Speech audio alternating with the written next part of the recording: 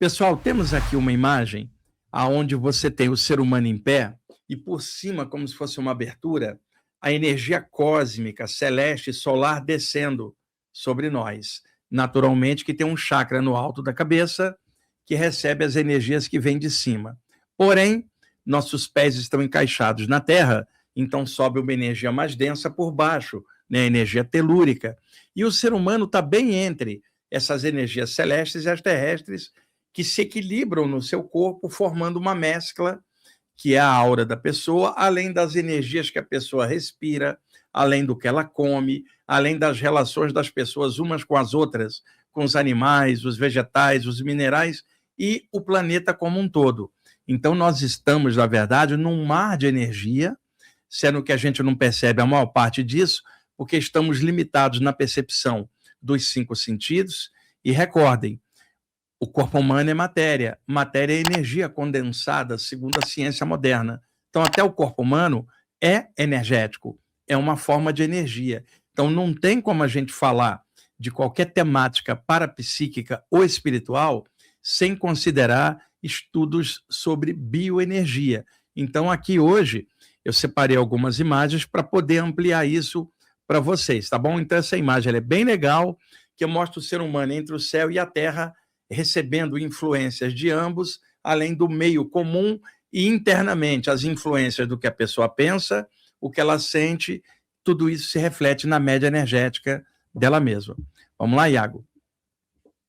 Temos aí o campo energético humano, que os latinos chamaram de aura, do latim sopro de ar. Como eu já expliquei em outros programas, você pode ficar dias sem comer, você sobrevive.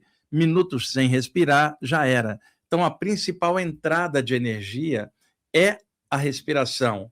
Depois é que vem a importância da alimentação, de sólidos, líquidos e as outras formas do corpo captar energia. Mas a principal é a respiração. E ao inspirar, captamos uma força vital que permeia o ar. Essa força vital foi chamada pelos gregos de energia. Foi chamada pelos hindus de prana, pelos chineses de chi, pelos japoneses de ki, por europeus também de fluido vital, e foram surgindo muitas nomenclaturas para uma mesma coisa. Vamos chamar o nome que a gente está mais acostumado, energia, que é aquilo que dá movimento, vida, né, atividade, obra do verbo obrar, trabalhar, porque sem energia você nada faz. Com energia você se mexe, se expressa, ou seja, você está vivo, você se movimenta. E para estar vivo, você precisa respirar. E respirar é um movimento de captação da energia de fora para poder trazer essa vitalidade que vem do ar, da terra, do meio ambiente, junto com a interação interna nossa de pensamentos e sentimentos que vêm da própria consciência encarnada que está aqui. Então, nós estamos num mar de energia e a nossa aura, o nosso campo energético, é como se fosse o porto interno dentro desse mar, refletindo o mundo interno da gente. Ninguém tem a aura igual do outro, da mesma forma que ninguém tem impressão digital igual a de ninguém. Então, a energia, embora permeando a tudo, em cada indivíduo, ela é altamente personalizada, porque reflete o campo interno dessa pessoa. Nesse sentido, podemos dizer que essa energia em nós, ela é anímica, da palavra ânimos ou ânima do latim, o potencial de uma alma. Então, basicamente, pensamentos são nossos, sentimentos são nossos, eles são anímicos, porque todos nós temos a capacidade de pensar e sentir, e isso se reflete na aura da gente. Quando se fala de algo mediúnico, é da expressão médium do latim, que é intermediário. Um médium é um intermediário entre o plano espiritual e o plano físico. E é claro que várias culturas e doutrinas trabalham a mediunidade, cada uma com seus parâmetros, né? E cada um tem seu jeito de expressão. Então, a mediunidade é a influência do plano espiritual sobre uma pessoa sensível que repercute isso como uma ponte, um médium, um entre planos, enquanto que o anímico é tudo que você produz de dentro para fora por sua própria capacidade de pensar e sentir. Então, o nosso campo energético, ele é anímico, ele reflete a nossa média. Porém, quando há uma influência externa de uma presença extrafísica, alterando né, esse campo energético, aí já é uma influência de fora causando repercussão dentro. Mas aqui e agora estamos no próprio controle da nossa consciência, pensando, sentindo e agindo. E esta média é o anímico de nós todos. Na hora da passagem final para o outro plano, quando a gente se desprender e for morar de volta no plano espiritual, o nosso corpo psíquico, corpo espiritual, refletirá a média da vida inteira do que a gente pensou e sentiu na própria aura do corpo espiritual, que reflete a média de uma vida inteira. Agora, enquanto aqui esse corpo espiritual interpenetrado no corpo humano, ele também tem a média do que ele pensa, do que sente, mas tem a média do corpo. Quando a gente desencarna, fica o corpo e as energias desse plano. Porém, o que você leva? O que você pensou e sentiu enquanto estava dentro do corpo, a repercussão se dá fora do corpo. Então, qualquer que seja a atitude sua ou minha, ela sempre tem repercussão no nosso campo energético. E mesmo que alguém faça algo para o outro, antes que essa energia saia dela e vá afetar o outro, seja como energia ou fato físico, uma ação, antes de chegar no outro, partiu da nossa própria mente. Então, eu posso beneficiar o outro ou prejudicar o outro, sempre lembrando que isso começou na minha mente. E embora eu afete o outro, eu já afetei a mim mesmo quando eu pensei aquilo. Se isso é legal, eu afeto a mim mesmo positivamente. Se o que eu pensei ou fiz é ruim, eu afeto a mim de forma negativa. Quando a gente passa para outro plano, somos a média exata do conteúdo inteiro de uma vida entre altos e baixos dentro de uma média. E eu torço para que a média de vocês e a minha seja pelo menos razoável. Perfeita é impossível, só Deus é perfeito. Mas que seja uma média interessante de uma pessoa que tem defeito sim, mas tem muita qualidade e está usando a qualidade para melhorar dia a dia e vai tocando a bola sem ser missionário, sem ser anjo, mas sendo ela mesma melhorada. Então isso se refletirá do lado de lá. Mas por enquanto nós estamos do lado de cá. E aqui tudo que a gente pensa e sente está gravado na nossa aura. Vamos lá, Iago. Aí tirei essa imagem do livro Mãos de Luz, da Barbara Ann Brennan. Esse livro, o Iago, ele saiu na década de 80 e eu comprei o original, Hands of Light, na época, né? Antes do livro sair aqui, tá? Aqui está o Mãos de Luz, porque muitos de vocês já conhecem e outros não. É um clássico da literatura sobre chakras, aura, bioenergia. Na verdade, é uma trilogia. É o Mãos de Luz, que é o Hands of Light, o outro que é o Light Emerge, Luz Emergente, e o terceiro que é o Cura Interior. São 3 livros, dos quais esse aqui é o primeiro. E são livros muito conhecidos internacionalmente, com um detalhe, só para considerar. A Barbara Ann Brennan, ela tem muitas visões clarividentes, se mapeou auras e chakras, mas ela, como americana, ela não tinha uma base de estudos espirituais para correlacionar o que ela falava de chakras e aura com outras áreas. Por exemplo, ela não lia a literatura teosófica, onde surgiram os primeiros livros aí abertos sobre chakras, por exemplo, do Leadbeater, o Arthur Powell e vários outros autores. Ela também não tinha acesso à literatura ocultista, que também abordava esses temas, e nem sequer a literatura yoga antiga, que mencionava os chakras. Então, ela fez o trabalho dela de uma forma ocidentalizada, americana, e é excelente. Mas na hora que ela classificou os veículos de manifestação da consciência, ela fez uma confusão de corpo astral com duplo etérico, com corpo mental, corpo espiritual, e essa é a única falha que eu vejo, e a descrição dela é perfeita, mas as teorias e explicações, falta ali uma pegada um pouco mais aprofundada que se encontra em outros livros, mas os livros dela são muito bons para vocês pesquisarem. Vamos lá. E esse livro, na época, Iago, eu peguei o original, não tinha ainda aqui, né? E eu mostrei para o pessoal da editora Pensamento. Falei assim, esse livro aqui seria legal. Meses depois o livro saiu aqui, e que bacana, né? Que esse livro saiu aqui. Vamos lá. Então, essa imagem é tirada desse livro, Mãos de Luz. Pode passar.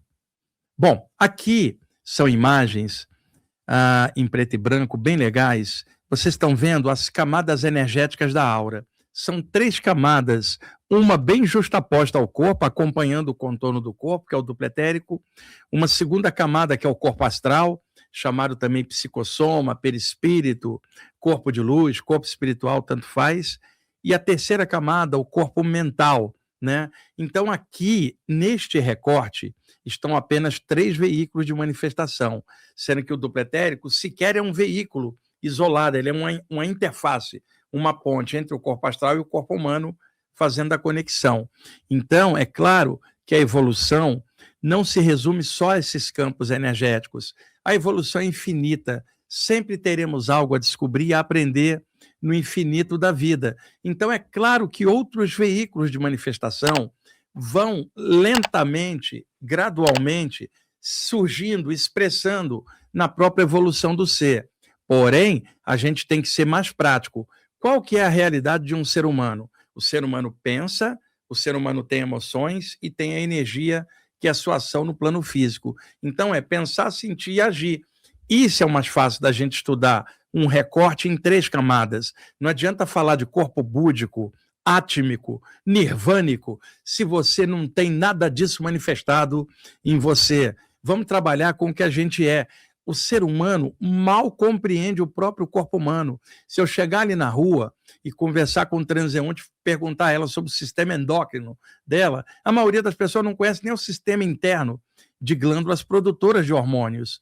Então, mal conhece o corpo físico, mal conhece os chakras e o duplo etérico, mal conhece suas emoções, mal conhece a si mesmo. Como é que o ser humano acha que vai falar de algo búdico, por exemplo, átmico? Não dá. Porém, nós temos tudo isso em nós mesmos como potenciais a se desenvolverem. Mas observa você, seja bem honesto e honesta. Dá uma olhada como é que você é. Você pensa, sente e age. Trabalhe em cima do que está mais próximo da sua realidade, para evitar, como eu conheci muita gente, que ficava viajando psiquicamente na maionese astral, falando de corpos altamente sutis, e cá embaixo na matéria ela estava mal resolvida, emocionalmente e mentalmente. O que adianta eu falar de algo transcendental se eu não sou transcendental e tenho que pegar o metrô para vir para cá? Então, vamos trabalhar com o que a gente tem, uma camada energética justaposta ao corpo, o duplo etérico, uma camada astral e uma camada mental, tá? A gente resolvendo bem essas 3 condições, mais para frente na evolução, nós vamos galgar outros níveis. É só vocês pensarem, a gente precisa comer, se alimentar, e aí precisamos ir ao banheiro para defecar. Se você imaginar um lugar mais sutil, onde as pessoas não precisam se alimentar nem de sólidos nem de líquidos, para que um chakra umbilical? E para que o fato de defecar? Então, os 3 chakras de baixo, o umbilical, geniturinário e o da base da coluna, os 3 têm funções aqui. Porém, num plano mais adiante, sem se alimentar, não vai precisar defecar. Conclusão, vai ser desenvolvimento do chakra cardiorrespiratório para cima. E mais além, num nível só mental, vamos ter só os 2 chakras da cabeça, que é consciência somada com amor num sentido universal. E mais para frente, quem sabe não ter forma alguma. Porém, olha como você é aqui e agora. Tá tendo que pagar teu boleto, tendo mensalidade para ajustar, trabalho, relações humanas. O que adianta você falar dessas possibilidades lá se você está mal resolvido do lado de cá?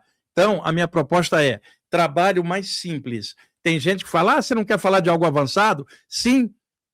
Primeira coisa para você avançar, equilibra você cá embaixo, senão não adianta falar em avanço, fugindo para o lado de lá falando de coisa elevada e sequer se relacionando direito com as pessoas cá embaixo. Eu conheci muita gente, eu cito um caso, eu estava em Salvador há muitos anos, estava fazendo uma palestra de experiências fora do corpo.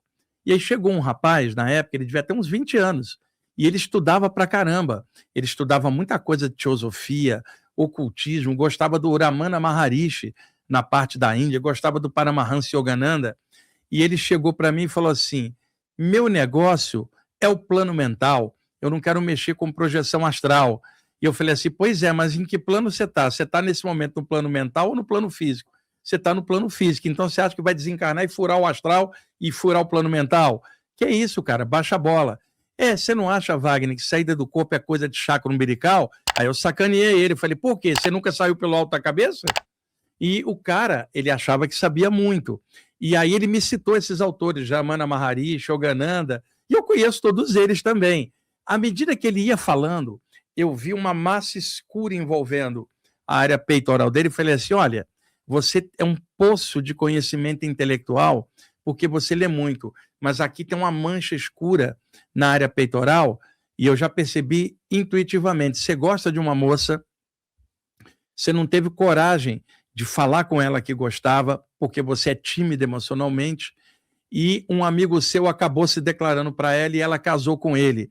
É o grande buraco emocional da sua vida. A mulher que você ama casou com seu melhor amigo, porque você não teve coragem de chegar lá e dizer que amava ela antes, e aí agora está esse rombo emocional. O Iago, eu falei assim, que tal você pegar a tua biblioteca inteira, enfiar no peito e ver se resolve isso?